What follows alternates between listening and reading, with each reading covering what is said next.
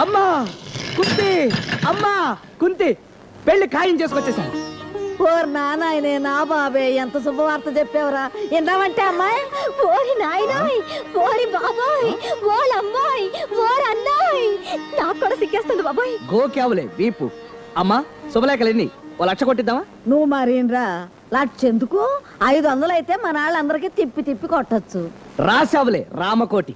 500 అంటే తలకి 100 వేసుకున్నా 50,000 అవుతుంది. మరి మిగతా 50,000? 50,000 ఏంటి, మిగతా 50,000 ఏంటి? 1,00,000 రూపాయలు కట్నం అడిగాడా ముష్టి వెధవ. అన్నయ్య మంచి చెడ్డ లేకుండా ఏమిటా మాటలు? ఏ నీకంత చులకనైపోయినా వాళ్ళు? తిడితే నన్ను తిట్టు, నా వాళ్ళను ఒక మాటన్నా నేను సహించను భరించను. ఊదేవులే బుడగ. గజ్జికి లేని దురద జాలిం లోషన్కి ఎందుకని వాళ్ళని నేను తిడితే నువ్వు ఫీల్ అయిపోతున్నావేంటి? దానికి కాకపోతే ఇంకెవరికరా?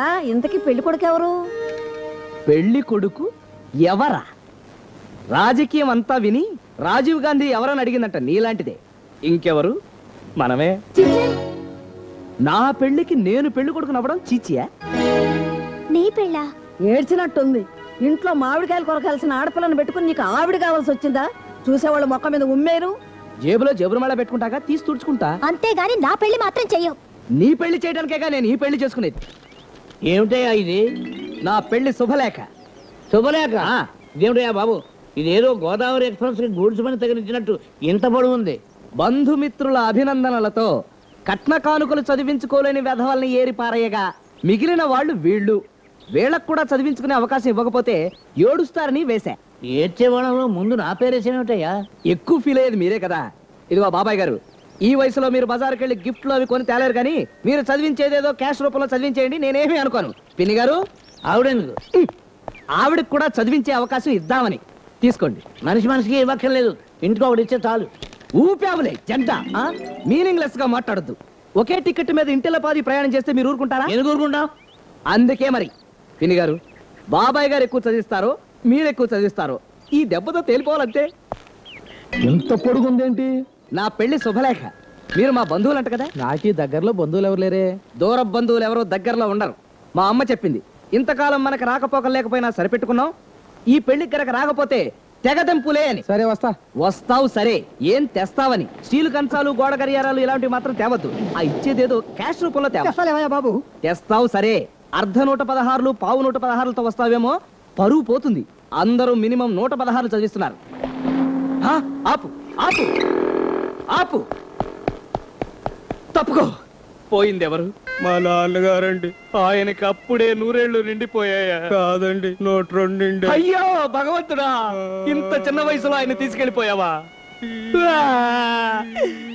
బాధపడకు బ్రదరు, కష్టాలందరికీ వస్తాయి కానీ శుభాలందరికీ రావు. రేపు 15వ తారీఖు నా పెళ్లి, నువ్వు తప్పకుండా రావాలి. మీ నాన్నగారి దినం ఖర్చులో ఇంకో 200 ఎక్కువైంది అనుకుని ఆ 200 తీసుకొచ్చి నాకు చదివించుకో. ఇదిగో.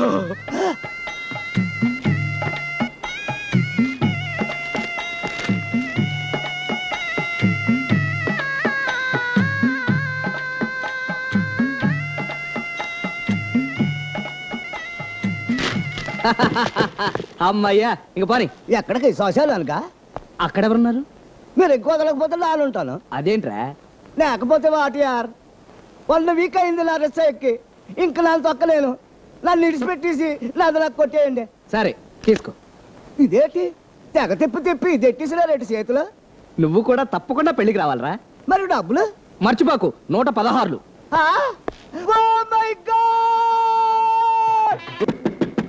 అబ్బా, ఊంపుహార్లో వేలగాని వెళ్ళొచ్చాడు. ఎవరది? నేనండి. ఆఫ్టర్ 1 ఇయరా? కాదు, ఆఫ్టర్ 7 months.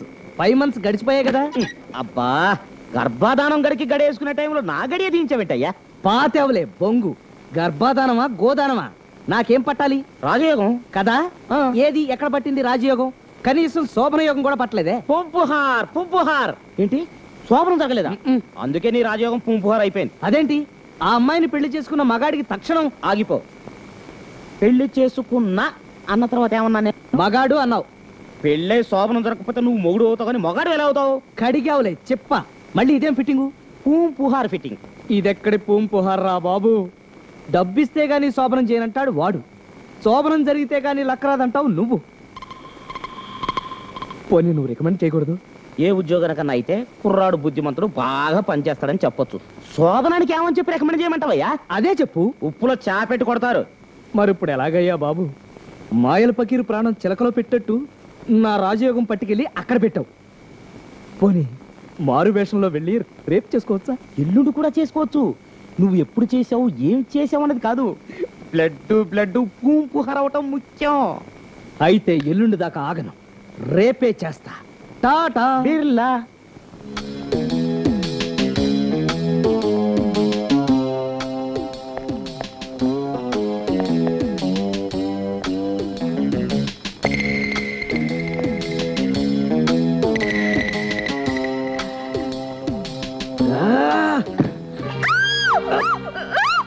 డెన్ సెట్ లో హీరోయిన్ లాగా అరవకు.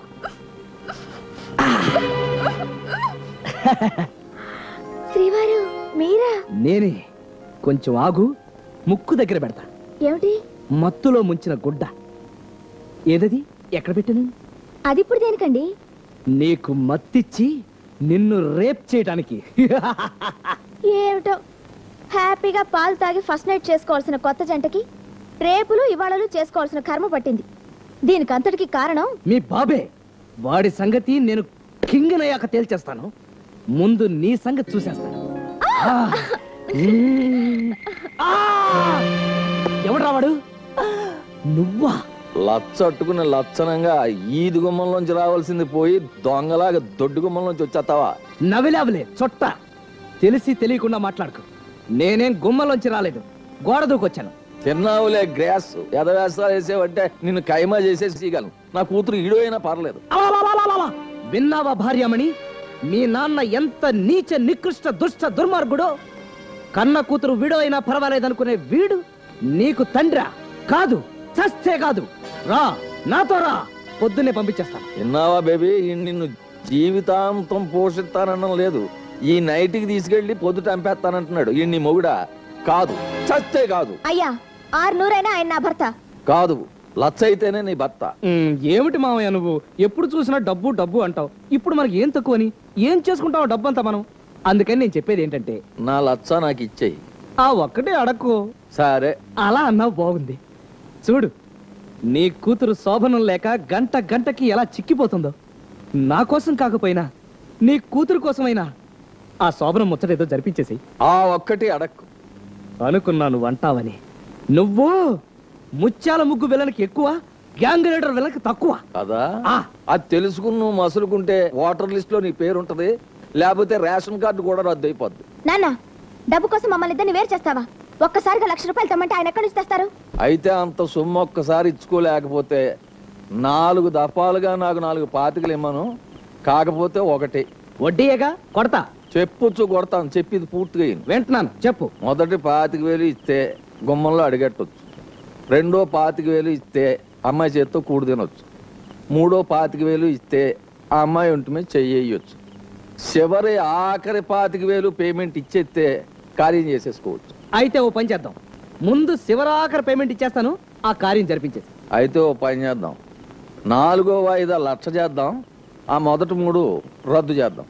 మళ్ళీ మొదలు. పోనీ ఓ పని చేస్తే నిన్ను మెడట్టు గింటించేయడమేనా? ఏర్పాటు చేస్తాను. ఒరే ఎవరు అక్కడ?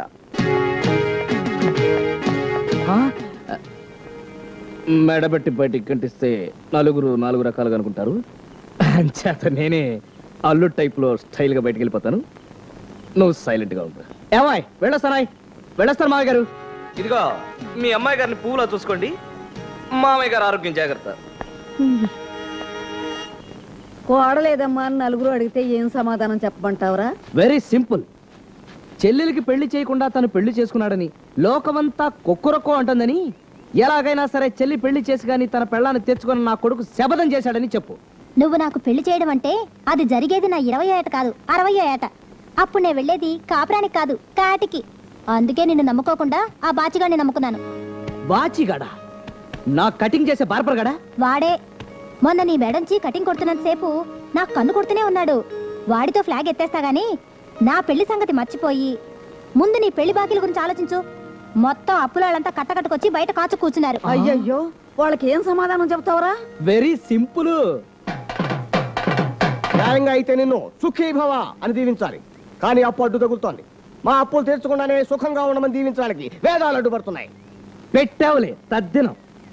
మీరంతా నాకు సహాయం చేయాలి. ఏంటి, ఈ అప్పులు తీర్చడానికి నీకు వేరే చోట అప్పిప్పించాలా? కాదు, నాకు శోభనం చేయాలి. నీ శోభను నువ్వు చేసుకోవాలి కానీ మేం చేయడం ఏంటి? అబ్బా, మీకు తెలుసు కదా, లక్షిస్తేనే శోభనం చేస్తానని లింకెట్టి చచ్చాడు మా మామ. అది జరిగితే గానీ మనకు కలిసి రాదు. కాబట్టి మీరంతా నాతో కలిసి వస్తే నేను శోభనం చెయ్యి అంటాను, మీరంతా జై అనాలి. శోభనం చెయ్యాలి, శోభనం చెయ్యాలి, శోభనం చెయ్యాలి, శోభనం చెయ్యాలి, శోభనం చెయ్యాలి. ఏమండో రొయ్యల నాయుడు గారు, ఇంత పెద్దవారు మీరు చేయవలసిన పనేనా ఇది?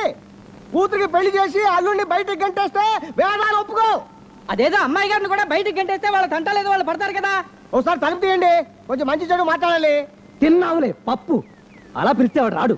అందుకోండి బాజాలు బోర్లు. పట్టు పట్టు చెయ్యబట్టు చిన్నదాని చెంగేబట్టు నన్ను నిలగాచి పెట్టు ఓ పుల్లోడా. కట్టు కట్టు చీరే కట్టు ఉంటే చూపు దూరేటట్టు నోరు కాస్త ఊరేటట్టు ఓ బుల్లమ్మ.